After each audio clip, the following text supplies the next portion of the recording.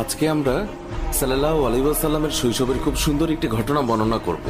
হযরত হালিমা রাদিয়াল্লাহু তাআলা আনহা ছিলেন হযরত মুহাম্মদ সাল্লাল্লাহু আলাইহি ওয়াসাল্লামের দুধমা। হালিমা রাদিয়াল্লাহু তাআলা আনহা বলেন, যেদিন থেকে মুহাম্মদ আমার জীবনে আসে তখন থেকে আমার জীবন বরকতে ভরে যায়। তিনি এতই বরকতময় ছিলেন যে তার নামও রেখেছিলাম বরকতময়। হালিমা রাদিয়াল্লাহু তাআলা আনহা বলেন, একবার খরা হয়েছিল, জীবজন্তুরা না খেয়ে মারা যাচ্ছিল, কিন্তু আমার বাচ্চারা যেখানেই ছাগল নিয়ে যেত সেই ছাগলগুলো ভরপেট খেয়ে আসতো। এই অবস্থা দেখে গ্রামের মানুষ তাদের বাচ্চাদের বলতে লাগলো, হালিমার বাচ্চারা যেখানে ছাগল চড়ায় তোমরাও সেখানে যাবে। এরপর থেকে গ্রামের অন্যান্যরাও হালিমার ছাগল যেখানে চড়াতে নিয়ে যেত সেখানে তাদের ছাগল নিয়ে যেত। হালিমার ছাগল এবং গ্রামের অন্যান্য মানুষের ছাগল একসঙ্গে চড়ানো হতো। কিন্তু গ্রামের মানুষজন লক্ষ্য করলো, যেখানে হালিমার ছাগলেরা পেট ভরে খাচ্ছে কিন্তু ছাগলের পেট ভরছেই না। হালিমা তখন বলেছিলেন, এগুলো তো সবই মুহাম্মাদের বরকত। তিনি আরো বলেছেন, যখন কারো ছাগল অসুস্থ হয়ে পড়তো তখন গ্রামের মানুষ তাদের ছাগল নিয়ে আমাদের ঘরে চলে আসতো, আর তখন মুহাম্মাদের হাতের স্পর্শ ছাগলের গায়ে বুলিয়ে নিত এবং সঙ্গে সঙ্গে ছাগল সুস্থ হয়ে যেত। এছাড়াও গ্রামের কোনো বাচ্চা অসুস্থ হলেও মুহাম্মাদের কাছে নিয়ে আসতো। মুহাম্মাদের নরম হাতের স্পর্শে বাচ্চারাও সুস্থ হয়ে যেত। একদিন হালিমার মেয়ে বললেন, মা, আমি মুহাম্মাদকেও ছাগল চড়াতে নিয়ে যেতে চাই। তখন হালিমা বললেন, মুহাম্মাদের এখন মাত্র 3 বছর, বাইরে অনেক রোদ, মুহাম্মাদের মায়াভরা মুখ রোদে পুড়ে যাবে, জঙ্গল দিয়ে হাঁটার সময় হিংস্র প্রাণীরা আক্রমণ করতে পারে, ওকে নিয়ে ছাগল চড়াতে যেও না।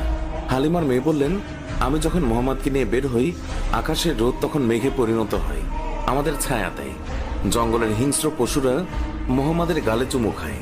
শুধু এতটুকুই নয়, যখন আমি মুহাম্মাদকে নিয়ে বের হই তখন আমার কাজগুলো সহজ হয়ে যায়। যখন হালিমার মেয়ে অনেক জোর করতে লাগলো তখন হালিমা মুহাম্মাদকে তার সঙ্গে ছাগল চড়াতে যেতে অনুমতি দিলেন। এইভাবে কয়েকদিন যাওয়ার পর হালিমা তিনি মুহাম্মাদকে বললেন, তুমি আর ছাগল চড়াতে যেও না, আমি তোমাকে অনেক মহব্বত করি, তুমি আমার কাছ থেকে দূরে গেলে আমি খুবই চিন্তায় থাকি। এরপর একদিন হালিমার মেয়ে কাঁদতে কাঁদতে বাসায় ফিরলেন। হালিমা কান্নার কারণ জানতে চাইলে মেয়ে বলে, তাদের একটি ছাগল শিয়াল ধরে নিয়ে গেছে। এই কথা শুনে হালিমাও কান্না করে দেয়। শিশু মুহাম্মদ তখন মায়ের চোখে পানি দেখে সে বলে, আমি এক্ষুনি তোমার ছাগল শিয়ালের কাছ থেকে এনে দেব। মা হালিমা তাকে যেতে না বলে, কিন্তু মুহাম্মদ রাসূলুল্লাহ সাল্লাল্লাহু আলাইহি ওয়াসাল্লাম তার কোমল মনে মায়ের কান্না সহ্য হচ্ছিল না। সে জঙ্গলে যায় এবং গিয়ে সকল পশুকে ডেকে বলে, আমার মায়ের ছাগল কে নিয়েছে। এই কথা শুনে সকল জানোয়াররা সেই ছাগলকে নিয়ে দৌড়ে এসে মুহাম্মাদের পায়ের কাছে এসে সালাম দেয়। তখন মুহাম্মদ বললেন, তোমরা কি জানতে না এই ছাগল আমার মায়ের ছিল? তোমরা কেন আমার মায়ের ছাগলকে আটকে রেখেছ? আমার মা এখনো বাসায় কাঁদছে। উত্তরে সব জানোয়াররা বলল, হে নবী মুহাম্মদ, আপনি কয়েকদিন ছাগল চড়াতে এসেছিলেন, তখন আমরা আপনাকে লুকিয়ে লুকিয়ে দেখতাম, কিন্তু এখন আপনি আর আসেন না, তাই আমরা আপনাকে দেখার জন্য ছাগলটাকে আটকে রেখেছিলাম।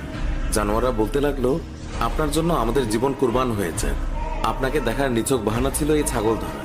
আমাদের দয়ার নবীকে জঙ্গলের পশু পাখিরাও তাকে দেখার জন্য আকুল হয়ে থাকত। সুপ্রিয় দর্শক, এই ছিল আমাদের আজকের ভিডিওটি ভালো লাগলে লাইক দিন, শেয়ার করুন, আমাদের অন্য ভিডিওগুলোও দেখুন। ভালো লাগলে এক্ষুনি সাবস্ক্রাইব করে পাশে থাকা বেল আইকনটিও প্রেস করুন, এতে করে আমাদের সব ভিডিও নোটিফিকেশন আপনার কাছে পৌঁছাবে।